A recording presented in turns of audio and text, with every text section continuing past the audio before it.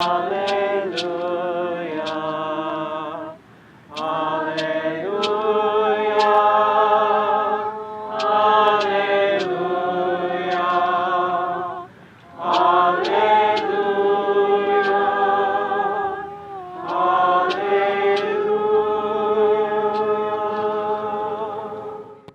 And in the dream, he heard a voice, and the voice said, "Isaac, get up right now and travel to the capital city, because there, under a bridge that leads to the royal palace, you'll find a treasure." Isaac sat up in bed and he thought, what a weird dream, and he lay back down and fell back asleep. The next night he had the same dream, and when the dream came back a third time, he said, somebody's trying to tell me something. So he there's a hat going around. So he got up and he set out on this journey, packing his few things that he had. It was a long way to the capital city. He had to go over high mountains. He had to go through dense forests. Sometimes he got a ride from a farmer passing by. Most of the way he walked. When he got to the capital city, he went right away to the bridge that leads to the royal palace, only to find that it was guarded day and night by the royal guard. Isaac didn't know what to do. So he went back day after day after day, stood across from the bridge, just standing there.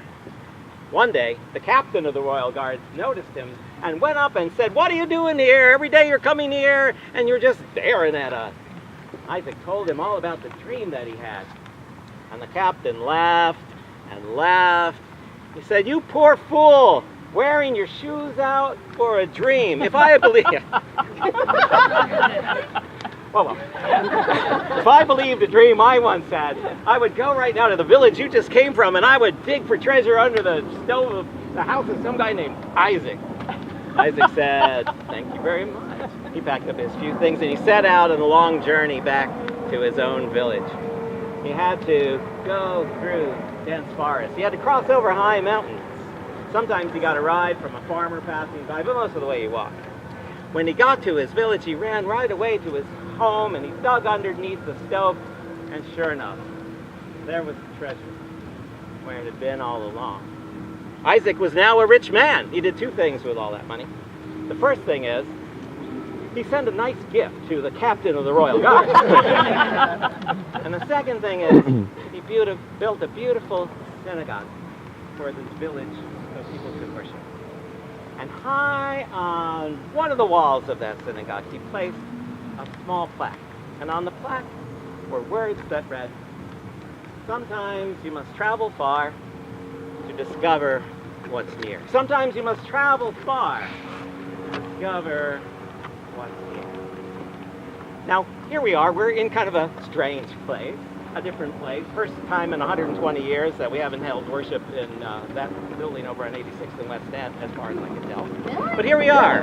And hopefully, maybe, what we're experiencing here this day will be, well, except for Lee's ordination. And what we're experiencing together will inform our lives, give us something that maybe we knew all along, give us something that maybe we had all along, but we didn't quite know it. Now, a lot of you come from different places. How many people were born in New York City? Me. How many of you were born somewhere else? And for some reason, here we are in this strange city. Now, why did you come here? Have you forgotten? Do you wonder? Treasure under a bridge. Yeah. How's that working for you? Anybody else? What did you come here for? Oh, good reason. Work. Work? Because it was a big Dream. City. Study. Studying musical theater. Not a bad place to do that. What else? Anybody else come here to study? What did you think? Yeah? Anybody else? Adventure. We got that.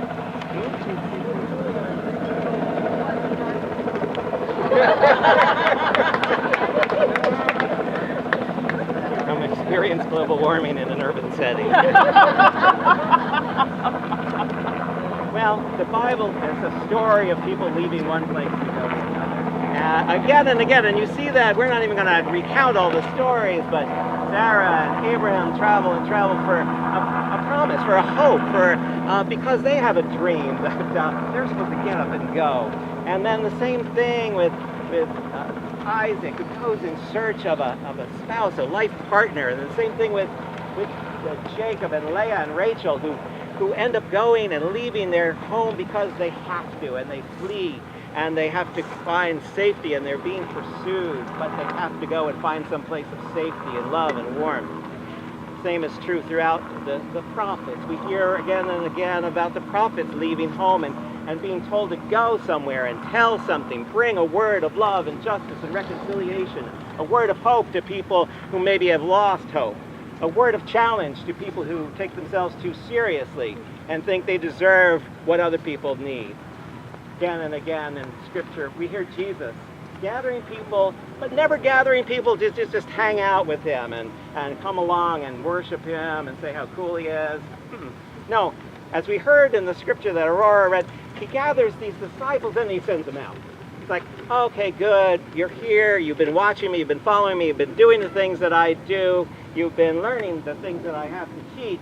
Now go and do that for other people in other places. Go and do that and make a difference. Bring that gospel of love and justice and reconciliation and peace to people who need to hear it, because there are a lot of people who need to hear it.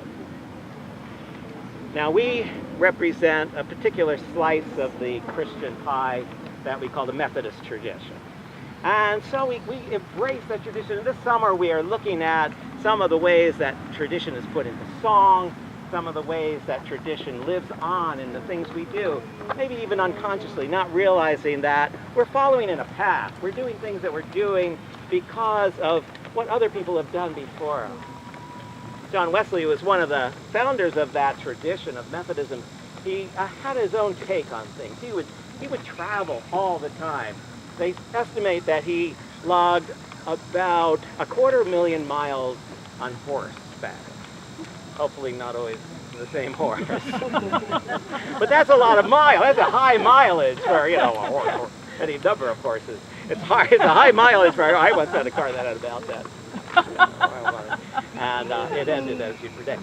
So the idea, though, was to bring that word of love and justice and reconciliation to a people and places where maybe they'd forgotten about that, where they had let their own self-interest guide them, where they had been abandoned by people who had let their own self-interest guide them, where they were taken up by the things that are not of God, the things that are not of love and justice and reconciliation and peace. So he gathered also many people to him, and just as Jesus did, he sent them out. He sent them out to go from place to place, country to country, and bring that gospel message of love and justice and reconciliation. And the thing is, friends, we're gathered here as Christ's body, as the church in this place, this kind of weird place.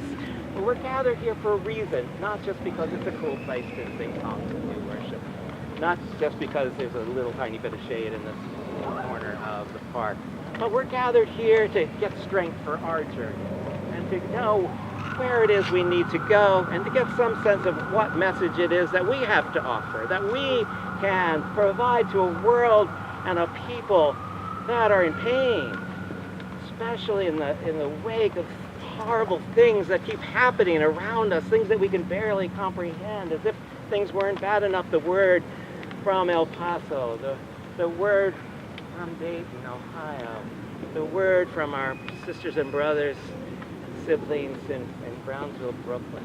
That once again, violence has been visited in places that should have been places of simple joy, simple peace.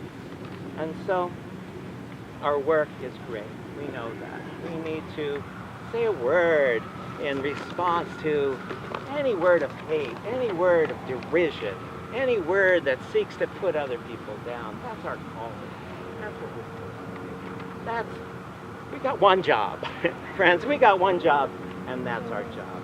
I pray to God that we will have the strength and the fortitude and the inspiration to follow that one.